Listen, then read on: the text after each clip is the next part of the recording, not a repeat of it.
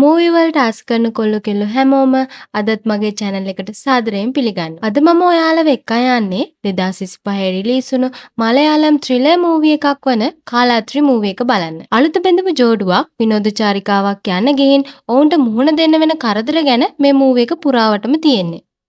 ඒ වගේම මේ චිත්‍රපටියේ 18+ දෙපස් වගේම කොටස් ටිකක් අන්තර්ගත වෙලා තියෙනවා. එහෙනම් අපි යමු මූවි එකට. මූවි එක පටන් ගන්නේ අලුත බෙදපු ජෝඩුවක් වන ශනි හා ශ්‍රිතු දෙන්නත් එක්ක විනෝද චාරිකාවක් යන දර්ශනයකින්. ඉතින් මේ චාරිකාවේදී ශ්‍රිතු නිදාගෙන තමයි යන්නේ. ශනි ශ්‍රිතු දිහා ආදරෙන් බල බල වාහනේ ඩ්‍රයිව් කරගෙන යද්දී එක පාරටම මොකක්ද එයාගේ වාහනට යට වෙනවා වගේ ශනිට දැනෙනවා. එයා වාහනේ නතර කරලා තත්පර කිහිපයක් තිගැස්සিলা වගේ බලන් ඉන්නකොට ශ්‍රිතු ඇහැරිලා මොකද උනේ කියලා අහනවා. ඔයා ඉන්න මම බලන්නම් කියලා ශනි කාර් එකේ දොර අරිනකොට දකිනවා කවුද මිනිහෙක් වාහනේ යට ඉන්නවා. ඊට පස්සේ කලබලෙන් ආයෙත් කාර් එකේ දොර වහපු ශනි කවුද මිනිහෙක් අපේ කාර් එක යට වෙලා ඉන්නවා කියලා කියන්නේ ශ්‍රිතුට. මේකට බය වුණු ශ්‍රිතුව එක්කම ශනි ආයෙත් වාහනෙන් බහලා බලන්නේ මේ කවුද කොහොමද මෙයා කාර් එකට යට වුනේ කියලා. එතකොට එයාලා දකිනවා මේ මිනිහගේ ඔළුව උඩින් වාහනේ ගිහින් තියෙන බව. ඒක දැකපු ශ්‍රිතුව අහනවා කොහොමද මේක වුනේ? ඔයාට නිින්ද ගියාද කියලා. මන් දන්නේ නෑ මන් නිදාගත්තේ නෑ ඔයා ගිහින් වාහනේට නගින්න කියලා ශනියේ මිනිහව එළියට ඇදලා ගන්න බලනවා. ඒ මිනිහගේ අත ටයර් එකට යට වෙලා කියලා දැකපු ශනි ආයෙත් වාහනේට නැගලා වාහනේ ස්ටාර්ට් කරන්න හැදුවත් වාහනේ කලබලයට ස්ටාර්ට් වෙන්නේ නෑ. ඒ එක්කම වාහනයක් එනවද කොහෙද කියලා ශ්‍රිතු කියනවා. මේ දේවල් මේ විදියට වෙද්දී ඊළඟට මූවි එක අපිට පෙන්වන්නේ මීට අවුරුද්දකට විතර කලින් වුණ සිදුවීමක්. මේ ඉන්නේ දුර්ගා. එයා නැටුම් ටීචර් කෙනෙක්. එයා උදෙන්ම කෝවිල්ට ඇවිත් එයාගේ දරුවෝ දෙන්නට වගේම මහත්තයාටත් සෙත් පතනවා. ඊට පස්සේ එයා ගෙදර ඇවිත් එයාගේ මහත්තයා තම්පි චෙට්ටට තේ එකක් හදලා මේසි උඩින් තියද්දි මට සල්ලි ටිකක් ඕනේ. වාහනේ ඉන්ෂුරන්ස් එක දාගන්න. දැන් වැඩි හයර් එන්නේ නැහැ කියලා දුර්ගගෙන් සල්ලි ඉල්ලනවා. වාහනේ නිකන් ගෙදර තිබ්බම කොහොමත් හයර් නැහැ. කුලියටවත් දෙන්න බලන්න කියලා දුර්ග කියනවා. ඊට පහුවෙන්ද උදේ දුර්ග ඉස්කෝලේ ළමයින්ට නැටුම් උගන්වමින් ඉන්නේ. ක්ලාස් රූම් එකෙන් එළියට ඇවිත් දුර්ග සරලට කෝල් කරනවා. සරල කියන්නේ දුර්ගලගේ ගෙදර වැඩ කරන ගෑනු කෙනා. සරල එදා ගෙදර වැඩට ආවේ නැති නිසා තමයි දුර්ග මේ කෝල් කරන්නේ. ඇයි අද වැඩට ආවේ නැත්තේ? ලබන මාසින්දා මෙන්න තැනක් හොයාගන්න කියලා දුර්ග සරලට කියද්දී මගේ මහත්තයට අමාරු වුණා. ඒ නිසායි මට එන්න බැරි වුණේ කියලා සරල දුර්ගට කියනවා. බොරු කියන්න එපා සරලා ඔයාගේ මහත්තයා නැති වෙලා දැන් අවුරුදු 7ක් වෙනවා කියලා ඔයාලගේ ගෙවල් ළඟ ළමයෙක් මට කිව්වා. ඔයා මගෙන් ණයට ගත්ත සල්ලිත් ආපහු දෙන්න කියලා සරලට බැනලා කෝල් එක කට් කරනවා. එදා දුර්ග පීරියඩ් නිසා එයා හාෆ් ඩේ එකක් දාලා බාලුගේ ටැක්සි එකේ ගෙදර යමින් ඉඳියේ. තම්පි චෙට්ට දැන් ස්ටෑන්ඩ් එකේ පේන්නේ නැහනේ. මිනිහා හයර යන්නේ නැත්තම් වාහනේ කුලියටවත් දෙන්න කියලා යන ගමන් බාලු කියද්දි ඒකේ ලාභයක් තියෙනවද බාලු? එහෙනම් ඒක බලලා මට කියන්න කියලා දුර්ග කියනවා. මෙහෙම යද්දි බීලාපු මිනිහෙක් බාලුගේ ටැක්සි එකේ වදින්න යනවා. මේ ඉන්නේ බාබු. මෙයා ගමටම පිළලයක් වුණ මිනිසෙක්. පාරේ යන වාහන වලට පැනලා සල්ලි ඉල්ලන එක තමයි මෙයා කරන්නේ. ඉතින් බාබු කරදර කරද්දි බාලුට සල්ලි ඉල්ලලා දුර්ග ටැක්සි එකෙන් බැහැලා මම මේ පැත්තෙන් යන්නම් කියලා බාලුට සල්ලි දීලා යනවා. දුර්ග යන්නේ රබර් වත්ත පැත්තෙන්. දුර්ගට නොදැනීම බාබු දුර්ගගේ පස්සෙම එනවා. දුර්ග ගේ පිටිපස්සෙන් ගෙට ඇතුල් වෙද්දී ගෙදර සද්දෙන්ම ටීවී එක දාලා. එයා ඒකත් ඕෆ් කරලා කාමරේට යද්දි හීනෙන්වත් හිතපු නැති විදියට තම්පි එක සරල ඉන්ටර්කෝස් වෙමින් තමයි ඉන්නේ. ඉතින් මේක දැකපු දුර්ගට හිතා ගන්න බැරිව පස්සෙන් පස්සට යද්දි බබු පිටිපස්සෙන් ඇවිත් දුර්ගගේ කට තද කරලා කරේ තිබුණ මාලේ කඩාගෙන දුර්ගව තල්ලු කරලා එතනින් පැනලා යනවා. ඒ තල්ලු කරපු වේගෙට දුර්ග එතන තිබ්බ ටීපෝ එකේ ඔළුව වැදිලා එතනම මැරෙනවා. කාමරේ ඉඳපු තම්පි එක සරලා එළියට එද්දි දකිනවා දුර්ග වැටිලා මැරිනේ ඉන්න විදිය. මේක දැකපු තම්පි සරලට කියනවා ඔයා පොඩ්ඩක් බලන්නකෝ මං කවුද දුවනව දැක්ක කියලා. සරල දුර්ගගේ නහයට අත තියලා බලලා හුස්ම වැටෙන්නේ නැති නිසා අයියෝ දුර්ග අක්කේ කියලා බොරුවට අඬන්න පටන් ගන්නවා. ඇඬිලා නවත්තපු සරලා මැරෙන දුර්ග දිහා බලාගෙන මාව එලවන්න නේද හැදුවේ උඹට ඔහම වෙලා මදි කියලා බනින්න පටන් ගන්නවා. පුදුම වෙලා බලන් ඉඳපු තම්පි දිහා සරල බලලා ඔයා දුක් වෙන්න එපා තම්පි මං ඔයාට ඉන්නවා මට රාජයෝගයක් රාණි යෝගයක් තියෙනවා කියලා තම්පිට කිස් එකක් දෙනවා. මෙතනින් පස්සේ අපි එන්නේ වර්තමාන කතාවට. ශනීගේ ශ්‍රිතුගේ චාරිකාව එක් දින චාරිකාවක් වුණත් ශ්‍රිතු නම් හිතන් හිටියේ එයත් එක්ක හෝටලයක නතර වෙලා ඊළඟ දවසේ ගෙදර යන්න. ශනී මේකට කැමති වෙන්නේ නැහැ. මොකද තාත්තගේ ඡන්ද කැම්පේන් එක ඊට පස්සේ දවසට තමයි යෙදিলা තිබ්බේ. ඉතින් මේ විදියට පටන් ගත්ත ගමනේදී තමයි එයාට කතාවේ මුල මං කිව්ව කරදරේ වුනේ. ශ්‍රාණේෂ් ඍතු දෙන්න එක්ක වාහනේ එතනම දාලා ඇඳුම් බෑග් ටිකත් අරගෙන එන්නේ ඒ ළඟ තිබුණ තම්පිලගේ ගෙදරට. ගෙදර සීනුව නාද වෙනවා ඇහුණ තම්පි සරල දෙන්නත් එක්ක ගේ පිටිපස්ස ඉඳලා දුවගෙන ඇවිත් කවුද කියලා අහනවා. මගේ නම අලි. මේ ඉන්නේ මගේ නෝන සෝයා. මගරි අපේ වාහනේ කැඩුනා. හෙට උදේට තමයි හදන්න එනවා කිව්වේ. මගේ නෝන්ට වොෂ්රූම් එකට යන්න ඕනි කියලා ශනේ බොරුවක් කියනවා. ඒත් සරල මේකට කැමති වෙන්නේ නැහැ. අඳුරන්නේ නැති කෙනෙකුට මේ වෙලාවේ මෙහෙම කරන්නේ කොහොමද කියලා සරල බෑ කියද්දි টয়ලට් එකට යන්න විතරනේ මොන කරදරයක්ද කමක් නෑ එන්න කියලා තම්පි වොෂ්රූම් එකට යන්න ගෙදර ඉස්සරහ දොර සරලගෙන් යතුරු ඉල්ලන් ඇරලා දෙනවා. ඒත් එක්කම ලොකු වැස්සක් පටන් ගන්නවා. ශ්‍රිතු වොෂ්රූම් එකේ ඉන්න අතර සරල ශනීව ප්‍රශ්න කරන්න පටන් ගන්නවා. ඔයාලා කොහේ ආයේද? මොකටද මෙහෙට ආවේ කියලා සරල අහද්දි අපි කොචිවල ආනමල්ට ෂෝට් කට් එකක් තිබ්බ නිසායි මෙහෙන් ආවේ කියලා මගේ ෆෝන් එකට සිග්නල් නැහැ. මට කෝල් එකක් ගන්න පුළුවන් දාලා ශනී සරලගේ ගෙදර තිබ්බ ලෑන්ඩ් ෆෝන් එකෙන් ගෙදරට කෝල් කරනවා. ශ්‍රුතු වොෂ්රූම් එකෙන් එළියට ආවට පස්සේ දැන් මෙහෙන් යන්න කියලා සරල කියද්දි මේ ළඟ හොටෙල් තියෙනවද කියලා ශනී අහනවා. ඒව තියෙන්නේ ටවුන් එකේ. මෙහෙ ඒව නැහැ. ඔයාලා ඉක්මනටම යන්න කියලා සරල කියද්දි ශ්‍රුතු එකපාරටම කලන්තේ දාලා වැටෙනවා. ශනී තම්පි දෙන්නත් එක්ක ශ්‍රුතුව අල්ලන් සරලට වතුර ගේන්න කියලා කෑ ගහනවා. ඩයට් කියා මෙයා මුකුත් කාලා නැහැ. ඒ නිසා වෙන්න ඇති මේ කියලා ශනී කියනවා. මුකුත් කෑවේ නැද්ද? එහෙනම් මොනවා හරි කන්න ඉන්න කියලා තම්පි කියද්දි සරල තම්පිගේ දිහා ඔරවලා බලනවා. ඒ වෙලාවෙම හයියෙන් වහින්න පටන් අරන් ගෙදර කරන්ට් එකත් යනවා. තම්පි කෑම හදා ඉන්නකොට සරල ඇවිත් තම්පිගේ කමිසෙන් ඇදගෙන උඹ මොනව හිතාගෙන උන්ද ගෙට ගත්ත කියලා කුණුහරුපෙන් බනිනවා. ශ්‍රණීට ශ්‍රිතුවට කන්න දීලා එයාලා කන අතරේ මෙයාලා කතා කර ඉන්නවා. මෙහෙම කතා කර ඉද්දි තම්පි ශ්‍රිතු දිහා බලාගෙනම ඉන්නවා. එක දැකපු ශනී අයියේ ඔයා මොකද කරන්න කියලා අහද්දි මම මේ පොඩියට වගා කරගෙන ඉන්නවා කියලා තම්පි කියනවා. එතකොට ඔයාලට ළමයි එහෙම නැද්ද කියලා ශ්‍රිතු එකපාරටම අහද්දි දෙන්නට දෙන්න මුණ දිහා බලා ගන්නවා. එතනින් අපිව අතීත කතාවකට ආයෙත් ගෙනියනවා. මේ ඉන්නේ කන්නන් දුර්ගගේ තම්පිගේ ලොකු පුතා. ඒ වගේම ඒ දෙන්නට කාර්තිකා කියලා පොඩි දුවෙකුත් ඉන්නවා. කන්නන් උදෙන්ම ඇහැරිලා රබර් කිරි කපලා ගෙදර ඉන හැමෝටමත් කෑම හදනවා. දුර්ග මැරුණට පස්සේ සරල ගෙදර අයවත් බය කරගෙන රැජින වගේ තමයි ජීවත් වෙන්නේ. කන්නන් කෑම හදලා සරලට තම්පිට කන්න දීලා එයාගේ කාමරයට වෙලා නංගිටත් කවන ගමන් එයත් කනවා.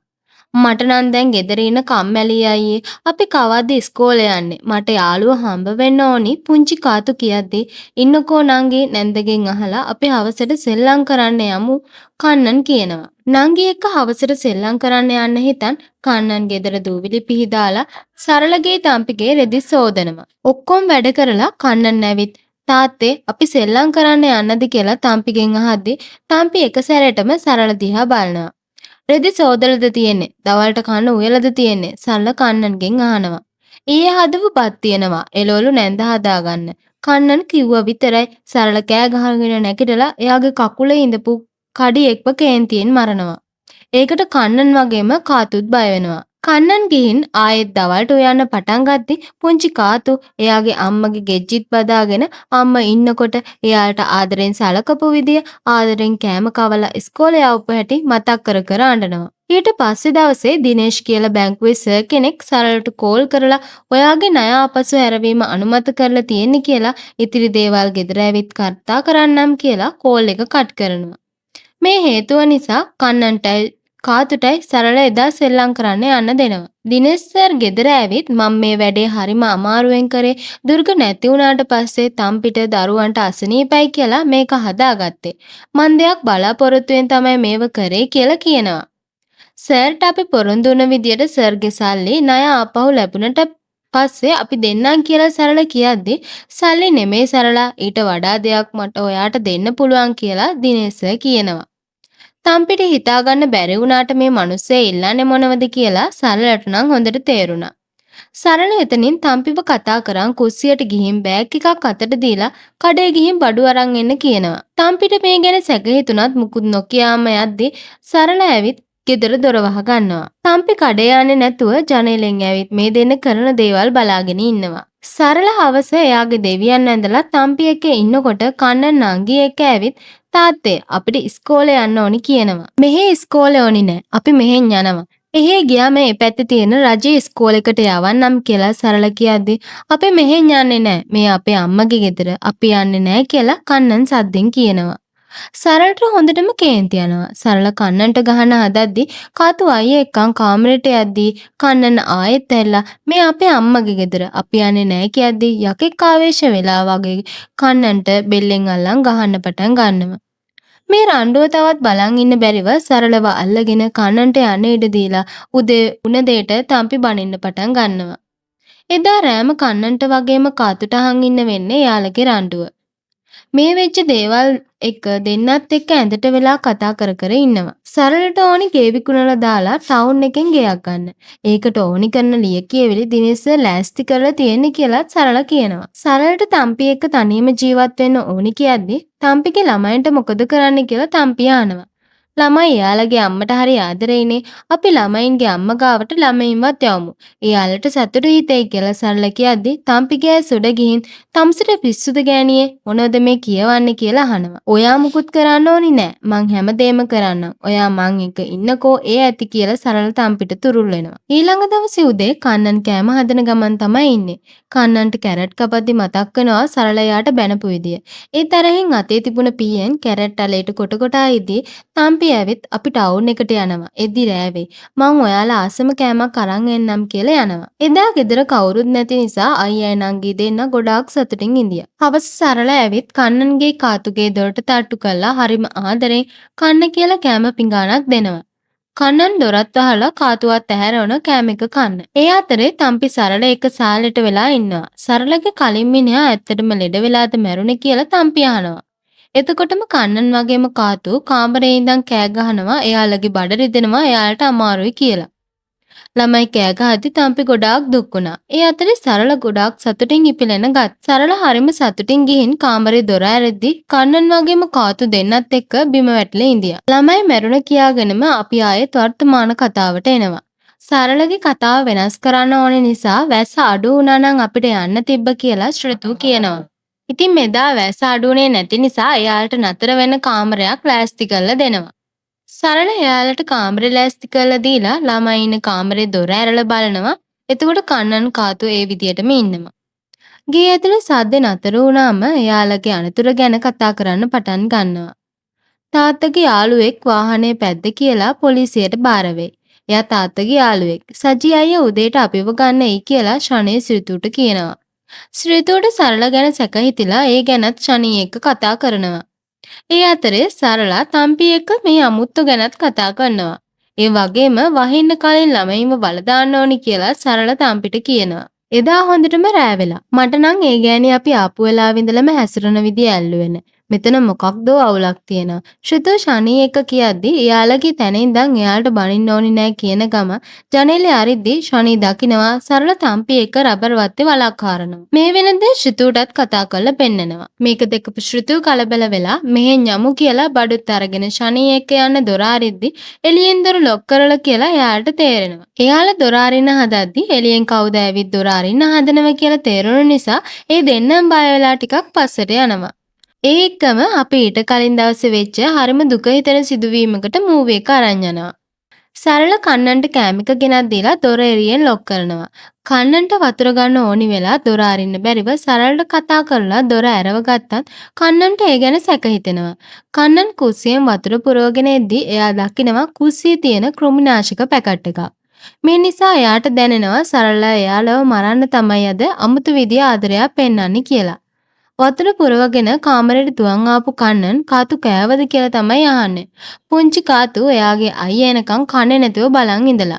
කාමරේ දොර වහපු ගමන් සරල ඇවිත් කාමරේ එළියෙන් ලොක් කරනවා. ඊට පස්සේ කන්නන් නංගි එක්ක මැරිලා වගේ රඟපාන්න පටන් ගන්නවා. අපි කතාවේ මුලින් හිතුවේ ඇත්තටම දරුවෝ දෙන්න මැරිලා කියලා නේද? ඒත් ඒ දෙන්නගේ වාසනාවටද දුර්ග එයාලා දිහා බලන් ඉඳල්ද කියලා හිතන එක ඔයාලගේ වැඩක්. ඉතින් මේ ඇත්ත කතාව කන්නන් කියන්නේ ශනීට ඍතුට. ඒ යාළගෙන් උදව් බලාපොරොත්තුෙන්. ඉතින් ශනී ගෙදර දොරවල් අරින්න බැලුවත් ගෙදරේ දොරවල් ඔක්කොම ලොක් කරලා තමයි සරල තම්පි එක්ක වලහරන්න ගියේ. දෙන්න එක වලහාරලා ළමයින්ව අරන් යන ගෙට ඇවිත් සරල කාතුවත් තම්පි කන්නන්වත් උස්සන් එළියට එද්දිම ශනී ඍතු එක්ක ඇවිත් ළමයි මැරුණ කිව්වට වඩා මැරුවා කිව්වනම් ඉවරයිනේ. තමසි තාක්තෙත් දෝයි කියලා තම්පිට බනිනවා. ඒ වගේම ඒ වෙලාවෙම ළමයින්ට බහින්න කියනවා. ළමයි දෙන්න බැහැලා ශනී ගාවට එද්දි සරලටයි තම්පිටයි හිතා ගන්න බෑ මොකක්ද මේ වෙන්නේ කියලා. ඒත් එක්කම සරලගේ බොරු රංගපෑම පටන් ගන්නවා. අනේ සමා වෙන්න අපිට සමා වෙන්න කියලා ශනීගේ කකුල් ළඟ වැටිලා අටන්න පටන්ගෙන එකපාරම යක්ෂයෙක් ආවේශ වෙලා වගේ ශනීට ගහන්න පටන් ගන්නවා. ශනීට සරලට එකක්වත් ගහගන්න වෙන්නේ නැහැ. තම්පිත් ශනීට ගහන්න පටන් ගන්නවා. ශනී තම්පිට ගහද්දී සරල ඇවිත් ආයෙත් ශනීට ලේ වැටෙනකම්ම ගහන්න පටන් ගන්නවා. ශනී මේ විදියට සරලගෙන් ගුටි කනව බලන් ඉන්න බැරිම තැන ශ්‍රුතු සරලව අල්ලගනිද්දී සරල ශ්‍රුතුට ගහලා බිම දාගෙන බෙල්ල මිරිකන්න මරන්න හදනවා. මේක දැකපු ශනී අමාරුවෙන් නැගිටලා සරලට බිම වැටෙන පුටුවකින් ගහනවා. මේ රණ්ඩුවෙන් 4 දෙනාටම හොඳටම තුවාල වෙලා ඉද්දී ශ්‍රුතුව සරලට කියනවා දැන් නැති මේක නවත්තන්න අපිට ළමයින්වත් අරන් යන්න දෙන්න කියලා. එහෙම කියද්දී සරල අතේ තිබ්බ සෙරප්පුවක් විසිකලා ශ්‍රුතුට ගහනවත් එක්කම ගෙදර කරන්ට් එක යනවා. කරුවලේම ශනී ශ්‍රුතුව එක්ක හැංගිලා ඉන්න ළමයින්වත් හොයන් යන්න දොර ළඟට යද්දී ගෙදර කරන්ට් එක එනවත් එක්කම සරල තම්පි අත් දෙකට පිහි දෙකකුත් අරන් 4 දෙනා ඉස්සරහට එනවා. ශනී ශ්‍රුතුව දෙන්නත් එක්කම ආයෙත් මේ දෙන්න එක ෆයිට් කරන්න පටන් ගන්නවා. ශනී තවත් මේක නවත්තන්න කියද්දී මම මේක නවත්තන්නම් උඹේ ගෑණිය මට දුන්නොත් කියලා තම්පි සරල එක්කම hina වෙලා කියනවා. මේක තවත් ඉවසන් ඉන්න බැරිව ශනී ආයෙත් මේ දෙන්නට ගහන්න පටන් ගන්නවා. තම්පි පිහියෙන් ගහන්න ආවත් ශනී ඒ පිහියෙන්ම තම්පිගේ පපුවට අනිනවා. තම්පි මැරිලා වැටෙනවා. ඒ එක්කම සරල අඬ අඬා තම්පිට කතා කරත් තම්පි නැගිටින්නේ නැහැ. ඊළඟට සරලට මැරෙන්න වෙන්න බව දැනගත්ත සරලා මෙතනින් පැනලා දුවද්දි එයාව අල්ලගන්න කන්නන් වගේම ශනී සරල පස්සෙන් රබර් වත්තට දුවනවා. සරලව ශනී වගේම කන්නන් වට දාලා අල්ලගන්නවා. ශනී එක්ක පොර බැඳපු සරලා ළමයි වල දාන්න හාරපු වල ළඟ තිබුණු උදැල්ල අරන් ශනීට කන්නන්ට විසි කරද්දී එයාගෙම කකුල පටලැවිලා වල ඇතුළට වැටෙනවා. වල හාරද්දී වලේ තිබුණ යකඩ කූරක් සරලගේ බෙල්ල පසාරු කරගෙනම යනවා. අවසානයේදී ළමයින් වල දාන්න කපපු වලේ ඒ දෙන්නටම වල දාන්න කන්නන්ට ශනීට සිද්ධ වුණා. ඊළඟ දවසේ ශනී ශ්‍රුතුව ගන්න තාත්තා ළඟ වැඩ කරන සජී ඇවිත් තිබුණා. කන්නන්ට කාතුට සමු දීලා ඒ දෙන්න ගෙදරින් යනවා. ඊට ටික වෙලාවකට පස්සේ දිනේෂ් සර් ඇවිත් සරල තම්පි කෝ කියලා අහද්දී නැන්දට ලොකු ලෙඩක් ඇදිලා එයාව පෙන්නන්න කෝචි වලට ගියා කියලා කියනවා. නැන්දට හැදුන ලෙඩේ මොකක්ද කියලා දිනේෂ් අහද්දී ඒඩ්ස් තමයි හැදිලා තියෙන්නේ කියලා කියද්දී දිනේෂ්ගේ ඇස් උඩ යනවා. මොකද දිනේෂුත් සරලා එක නිදාගෙන තියෙන නිසා. ශනී ශ්‍රිතු දෙන්න වාහනේ යද්දී සජී යාළගේ අනතුර ගැන කතා කරනවා. ශනීගේ වාහනේට හැප්පිලා තියෙන කෙනා ඒ ළඟ ගෑනු කෙනෙක්ව මරලා මාලයක් කඩන් ගියපු කෙනෙක්ලු. අනික එයා හොඳටම බීලා ඉඳලා තියෙන ඒ වෙලාවේ කියලා සජී කියනවා. සජී කියන්නේ මේ වෙන කවුරුත් ගැන නෙමෙයි. එදා දුර්ග මැරුණු දවසේ එයාගේ මාලේ කඩාගෙන දුවපු බාබු ගැන. ඒත් ශනීට ශ්‍රිතුට තියෙන්නේ ඒ අනතුර ගැන බයක් නෙමෙයි. ළමයි දෙන්න කාත් කවුරුත් නැතුව කොහොමද ජීවත් වෙන්නේ කියන ප්‍රශ්නය. එයාලා ඒ ගැන හිතා ගෙදර යද්දි කන්නන් නංගි එක්ක සතුටින් ඉන්න ගමන් නංගිට සර්ප්‍රයිස් එකක් විදියට අම්ම එක්ක එයාලා ඉන්න ඇඳපු චිත්‍රයක් පෙන්නනවා. අම්මා මැරිලත් එයාලා එක්ක ඉන්නවා කියන විශ්වාසය කන්නන්ට වගේම කාතුටත් තියෙනවා. අම්මල නැති වුණත් අම්මලගේ සෙනෙහස ඕනම දරුවෙක්ට දැනෙනවා. මෙන්න මේ විදියට තමයි මේ ලස්සන මූවි එක ඉවර වෙන්නේ. මේ වගේ තවත් ලස්සන මූවි බලන්න channel එක subscribe කරන්නත් අමතක කරන්න එපා. එහෙනම් අදට මම නවතිනවා. මම ශානි.